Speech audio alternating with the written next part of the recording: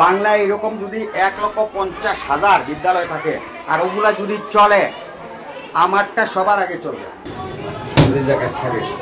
পঞ্চম শ্রেণী পর্যন্ত অনুমোদন নিয়ে কেন নবম দশম শ্রেণীর শিক্ষার্থী পড়াচ্ছেন, এমন প্রশ্নে ক্ষেপে ওঠেন স্কুলের প্রতিষ্ঠাতা। আমি এইটার সিকিউরিটি গার্ড, দারোয়ান। ইন্টার পাস করে যদি আমি মাস্টার ডিগ্রি পড়াইতে পারি আপনাকে। নগরীর অলিগলিতে গজিয়ে উঠেছে অসংখ্য কিন্ডারগার্টেন স্কুল। ঢাকার পল্লবীতে এমনই মিরপুর আইডিয়াল স্কুল। শিক্ষা মন্ত্রণালয় স্কুলটিকে অষ্টম শ্রেণী পর্যন্ত পাঠদানের অনুমোদন দিয়েছে। নবম শ্রেণীতে কোনো শিক্ষার্থী ভর্তি করাতে বা পড়াতে পারবে না। তারপরও বছরের পর বছর ধরে নবম শ্রেণীতে শিক্ষার্থী ভর্তি করাচ্ছে।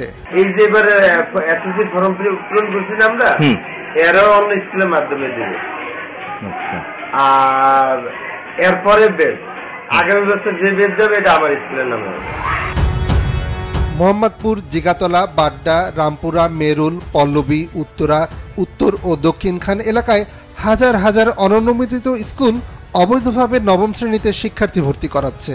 আর আশেপাশের বৈধ কোনো স্কুলের শিক্ষার্থী হিসেবে নবম শ্রেণীতে রেজিস্ট্রেশন করিয়ে এসএসসি পরীক্ষাও দেওয়াচ্ছে।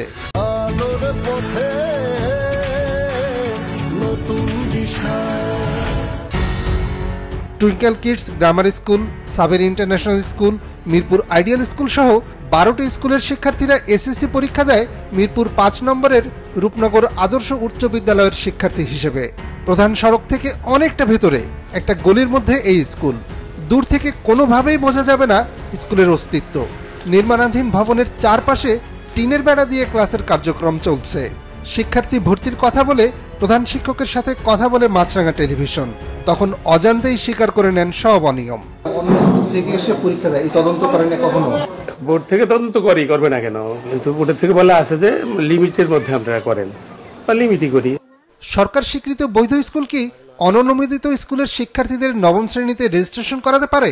এমন প্রশ্ন নিয়ে যাই ঢাকার মাধ্যমিক ও উচ্চ মাধ্যমিক শিক্ষা বোর্ড চেয়ারম্যানের কাছে। এটা অবৈধ, সম্পূর্ণরূপে অবৈধ। কারণ আমাদের বোর্ড কর্তৃক অনুমোদিত কোনো শিক্ষা প্রতিষ্ঠান ছাড়া কারোর শিক্ষা প্রতিষ্ঠান চালাবার কোনো অধিকার নেই।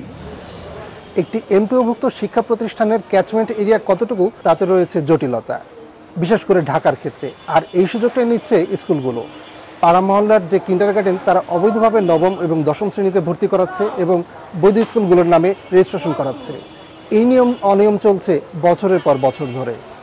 শিক্ষকরা বলছেন এই অনিয়ম দূর করতে ক্যাচমেন্ট এরিয়ার ব্যাখ্যাটা সুস্পষ্ট হওয়া প্রয়োজন। নিয়াজ মোর্শেদ, মাছরাঙা সংবাদ, ঢাকা।